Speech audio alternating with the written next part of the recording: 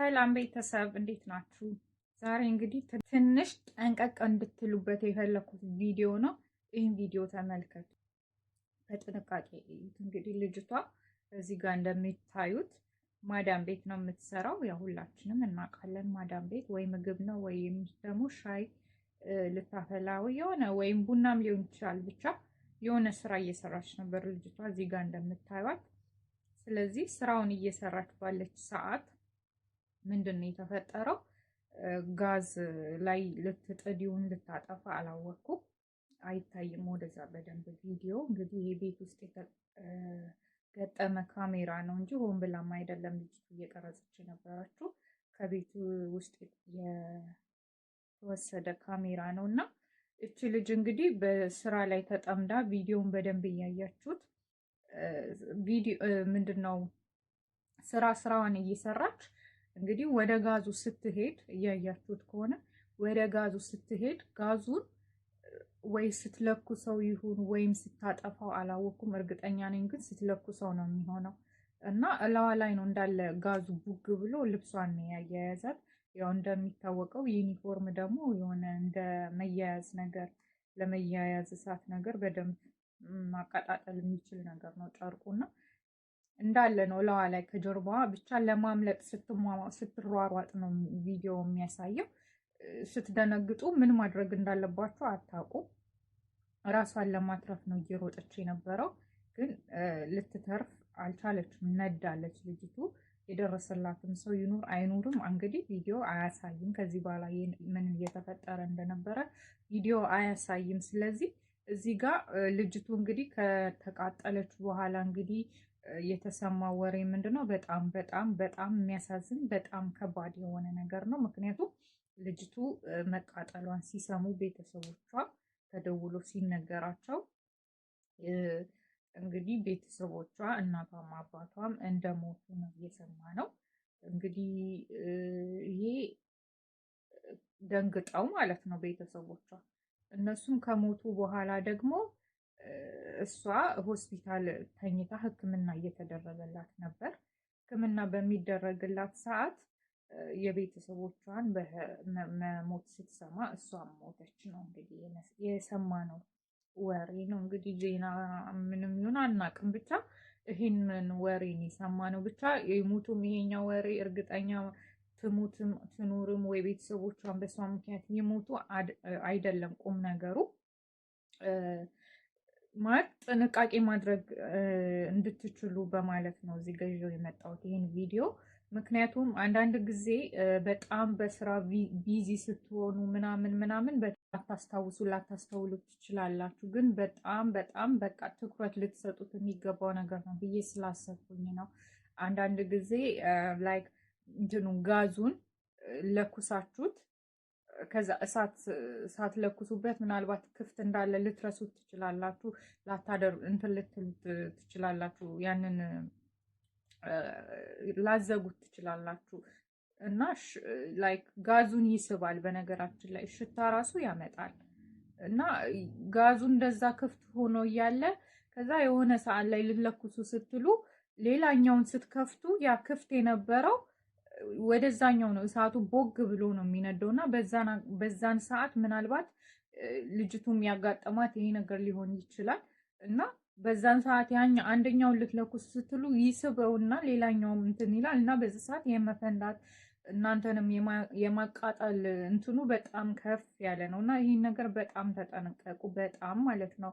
ሁለተኛ ነገር ደግሞ ውጭ ላይ እንደዚህ ጋዝ በተለይ ትልቅ ቤት ከሆነ ጋዝ ቤት ውስጥ አይቀመጥም እና ውጭ ላይ ነው። አሁን የሆነ ፀሐይ ምናምን ሊሆን ይችላል እና ተጠቅማችሁ ስጨርሱ በተቻላችሁ አቅም ሳትረሱ ሲሊንደሩን መዝጋት አለባችሁ። ብትዘጉት ጥሩ ነው። ምክንያቱም አንዳንድ ጊዜ ህፃናት ሲኖሩ ቤት ውስጥ ለራሱ ህፃናት ሲኖሩ ጋዙን ይጫወቱበታል፣ እንደዚህ ይከፍቱታል፣ ይዘጉታል። ያንን እናንተ ላታስተውሉ ትችላላችሁ፣ ላታዩ ትችላላችሁ እና ልክ ስራ ስትታዘዙ ኦር ምግብ ለመስራት ሻይም የሆነ ነገር ለመስራት ጋዙን በምታበሩ ሰዓት ያ የተከፈተው እንትኑ ትንፋሹ ስላለ ኦልሬዲ ጋዙ እሳት ብቻ ነው የሚፈልገው።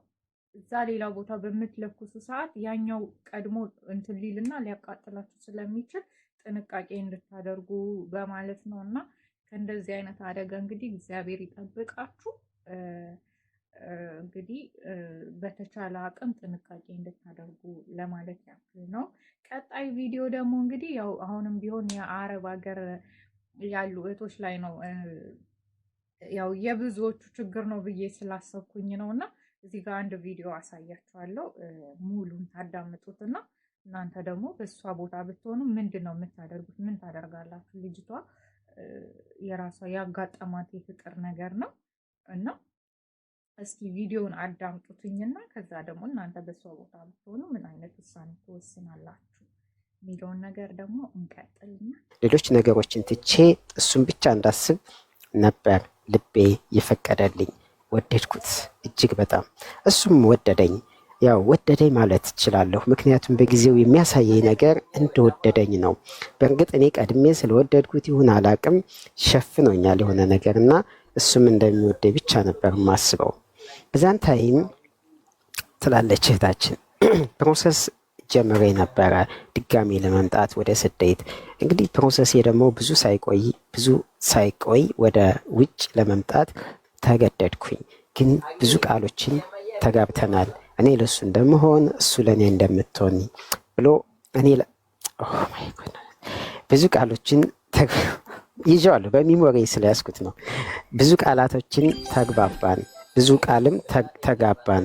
ግን የሚገርመው ነገር እሱ እኔን እንደማይተወኝና እኔም እሱን እንደማልተው ነበር ቃል የተገባባ ነው። በዛን ሙቭመንት መካከል እኔ ከመጣሁ በኋላ ትላለች እህታችን፣ ከመጣሁ በኋላ እጅግ በጣም የፍቅር ቃላቶችን ይሰነዝርልኛል። እኔም በፍቅር እመልስለታለሁ፣ አወራዋለሁ። ደስ አለኝ። አንድ ከጎን የሚሆን አንድ ከጎን የሆነው የማገባው የኔ የምለው ባል አለኝ ብዬ አመንኩበት። ከዛ በጊዜ ሂደት የሆነ ሰዓት ላይ የሻይ ልስጥህ ልላክልህ የሆነ እንዳይቸግርህ ብዬ ስለው በፍጹም አልፈልግም፣ እኔ ብር አልፈልግም አንቺን ነው ይለኝ ጀመረ። ደስ አለኝ፣ እጅግ በጣም ወደድኩት። ከጊዜ በኋላ ግን እኔ ልመጣ 8 ወር ሲቀረኝ ትላለች፣ ከስደት ወደ ኢትዮጵያ ልመለስ 8 ወር ሲቀረኝ ለምን አትመጭም፣ ለምን አንጋባም እያለ ጨቀጭቀኝ ጀመር። ኦኬ 8 ወር ነው የቀረኝ፣ ችግር የለም ደስታዬ ነው ብዬ እለው ነበር። ከዛም በኋላ 4 ወር ሲቀረኝ ግን አስደንጋጭ ነገር ነገረኝ። ገንዘብ ካላክሽ የኔ መሆንሽን ማመን አልችልም አለኝ።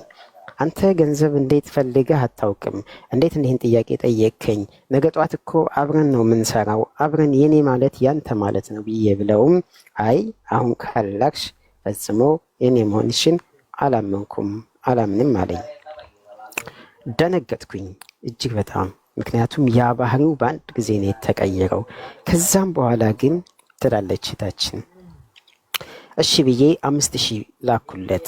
5000 ስልክለት አይ ይሄ ትንሽ ነው አይበቃም አለኝ። ጨምሪ አልፈልግም ይሄን ትንሽ ነው አለኝ። በጣም ደነገጥኩኝ። ጥያቄ ጠየቅኩት። አሁንም አይበቃም ነው የሚለኝ። እሺ ይሁን ብዬ አሁንም መላክ ጀመርኩኝ። አሁንም ስልክለት አሁንም ያንሳል ብቻ ሆነ መልሱ። እጅግ ገረመኝ። ከዛ አስደንጋጩን ነገር ደግሞ ጨመረልኝ። አይ ካልፈለግሽ አንድ ደሞዛን ሁሉ ለእኔ የምታረግ ሴት አግኝቻለሁና እሷን አገባለሁ፣ እሷ ሁሉንም እሰጥሃለሁ ብላኛለች አለኝ። አስቡት፣ ያ ገንዘብ የሚጠላ ሰው፣ ያ ለእኔ ክብር ያለው ሰው ድንገት ገንዘብ ሙሉ ትኩረቱ ሆኖ ስታገኙት ምን ይሰማችኋል? አሁን ችግሩ ምን መሰላችሁ? ለምን አታዩም? ለምን ባናቱ አይተከልም? ለምን ገደል አይገባም ልትሉ ትችላላችሁ። ግን ጥያቄው እሱ አይደለም። እጅግ አፍቅረዋለሁ። ፍቅር ታውቃላችሁ አይደለ? ፍቅር ሲይዛችሁ እንደዚህ ለምን አታረጊም መልስ አይሆንም። ምናልባት ለዛ ጥያቄ አሳማኝ የሆነ መልስ ካለ ከናንተ እፈልጋለሁ። አሁን ትላለች ያለሱ መንቀሳቀስ እስከማልችል ድረስ ሙሉ ጊዜ፣ ሙሉ ትኩረቴ፣ ሙሉ ሚሞሪ እሱን ብቻ ነው የሚያስታውሰው። እጅግ በጣም አፈቅረዋለሁ።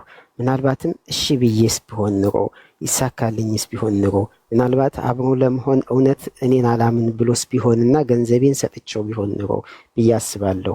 አሁን ገንዘቤን አለመስጠቴ እሱን ሊያሳጣኝ ነው። ገንዘቤን ልስጠውና የተፈጠረው ይፈጠር ወይስ ደግሞ ገንዘቤን ትቼ እሱን ፍቅሬን ከእሱ ሚሞሪ እኔ የአእምሮዬን የፍቅር ይዘት ከሱ ለመላቀቅ ምን ላድርግ? የትኛውን ትወስናላችሁ? እጅግ አስቸኳይ እጅግ ኢመርጀንሲ የሆነ ጉዳይ ነውና እባካችሁ እርዱኝ ትለናለች ባለታሪካችን። ሰፋ አድርጋችሁ ህይወት ገብቷችኋል? ሰፋ አድርጋችሁ ህይወት እናንተ በዚህ ቦታ ላይ ብትሆኑ ምን ትወስናላችሁ? ኤሬዝ ነው ቪዲዮ የሚለው ያው የኢትዮጵያ አብራ የፍቅር ግንኙነት ጀምራ አብረው አሳልፈው ምናምን በጣም አፍቅራው እሱም እንግዲህ ያው መሰላት አይወዳትም ነበረ። እንደ እስከ መጨረሻው ካዳመጣችሁት አይወዳትም ነበር፣ ግን እንደሚወዳት ያስመስላል። ስለዚህ እሷም አምናው ተቀብላው ነበር። እሷ ደግሞ በጣም በጣም አፍቅራው ነበር እና ወደ አረብ ሀገር ከመጣች በኋላም ገንዘብ ምንም በፍጹም አልፈልግም ነበር የሚላት። ከዛ በቃ ላይ ልሰጠው ራሱ ብትፈልግ እሱ እሺ አይላትም ነበርና በቃ ወደድኩ ያኔ ጥሩ ሰው አገኘው ብላ በጣም ደስተኛ ነበረች። መቼም እንዲህ አይነት ሰው ስናገኝ ማንም የማይደሰት የለም። እንደው እኔ በሷ ልፈርድ አይደለም፣ ግን ከዛ መጨረሻ አካባቢ ልትሄድ የሆነ ወራቶች ሲቀራት ነይና አግቢኝ ነገር ነው ያላት። ኦኬ ብላ ልታገባው እሺ አለች። በቃ ጊዜዋን ጨርሳ ለመሄድ ስትዘጋጅ 4 ወር ሲቀራት ገንዘብ ላኪልኝ ሲላት እሺ ብላ 5000 ብር ትልክለታለች። ከዛ ይሄ አይበቃኝም አሁንም ትልካለች። ይሄም አይበቃኝም አልክም በቃ አልክም የምትይኝ ከሆነ እኔ ሌላ ገንዘቧን እየሰራች ለኔ የምትልክልኝ ብታገባኝ የምትፈልግ ልጅ አለች። እየሰራሽ ገንዘብሽን በጠቅላላ እስከዛሬ የሚሰራሽውን ለኔ ካላክሽ አልፈልግሽም፣ አላገባሽም፣ ከዚህ በኋላ እንዳታናገሪኝ ይላታልና እቺ ልጅ ምን ላድርግ? እናንተ ብትሆኑ ምን ታደርጋላችሁ? በጣም ስለጨነቀኝ ነው እንዳልተው በጣም ነው የምወደው፣ ገንዘቤንም መስጠት አልፈልግም ነው የምትለው። እንግዲህ እናንተም የራሳችሁን ሀሳብ መስጠት ትችላላችሁ። ግን እኔ እዚህ ጋር ማለት የምፈልገው ነገር ምንድነው፣ እንዴት ነው አንድ ሰው ከወደዳችሁ እናንተን ከሆነ የፈለገው እናንተን ከሆነ ያፈቀረው እንዴት ነው ከብር ጋር ሊያወዳደራችሁ የሚችለው? ላይክ ገንዘቡን አልሰጥም ካለችው ሊተዋት፣ ከሰጠችው ደግሞ እሺ ብሎ ሊቀጥል። እኔ እርግጠኛ ሆኜ መናገር የምፈልገው በዚህ ነገር ላይ ገንዘቧን ብትሰጥ ይሄ ልጅ አብሯት እንደማይቀጥል በጣም እርግጠኛ ነኝ። የመጀመሪያ ደረጃ ልጁ በጣም በጣም ስማርት ነው። ምክንያቱም እሷን እንዴት አድርጎ መብላት እንዳለበት ስላወቀ ገንዘብ ምናምን ስትለው ራሱ ልስጥ ስትለው እሺ አይላትም ነበር፣ አይፈልግም ነበር በፍጹም። ምክንያቱም በቃ እንድታምነው አደረጋት። መጀመሪያ በጣም ፍቅሯ እንዳይቀንስ የበለጠ እንድትወደው ካደረጋት በኋላ እሷን ፍቅሩ እስከጨመረ በኋላ ልክ ልትሄድ አካባቢ አስቡት፣ የሰራችውን ገንዘብ በጠቅላላ ወደ እሱ እንድታስተላልፈው ነበር የፈለገው።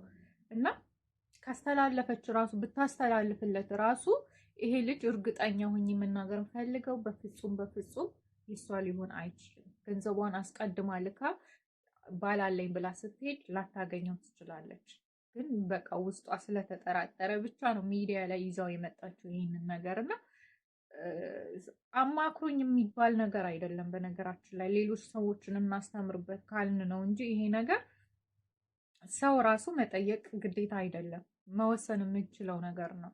ገንዘቤን በቀጥታ ነው ልጁ እንግዲህ ምንም እንዲህም አላለም ማለት ስለምታፈቅረው ስላወቀ ገንዘብሽን ካልሰጠሽኝ በቃ የኔና ያንቺ ነገር ያቆማል እያላት ያለው ማለት ነው። ስለዚህ እሷ ደግሞ ገንዘቧን እንጂ እሷን እንደማይወድ ይሄ ልጅ ማወቅ መቻል አለባት። ሌሎቻችሁም ልትማሩበት የሚገባ ነው።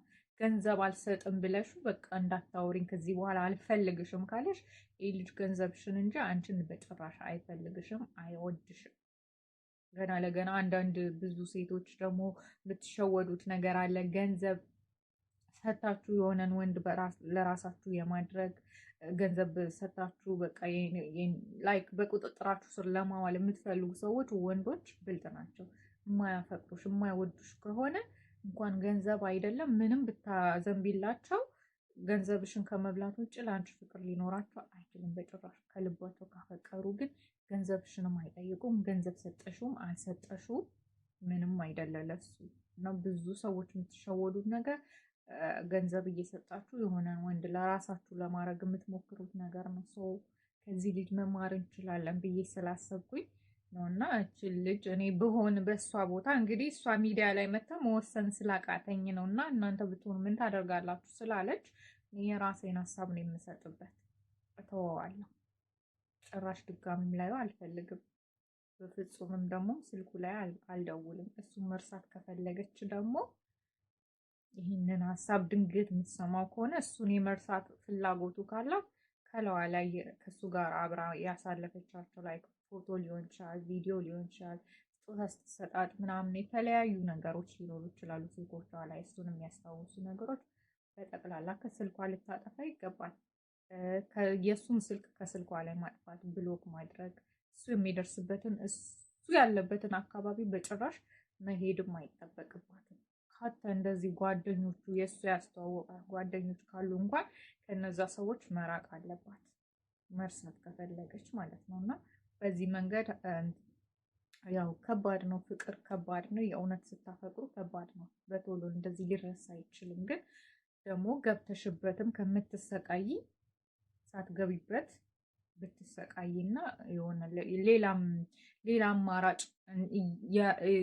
ሌላ አማራጭ ያለሽበት ቦታ ላይ ስለሆነ ያለሽው አሁን ሌላ አማራጭ የመፈለግ እድልሽን ባትዘጊው ነው እኔ የምለው።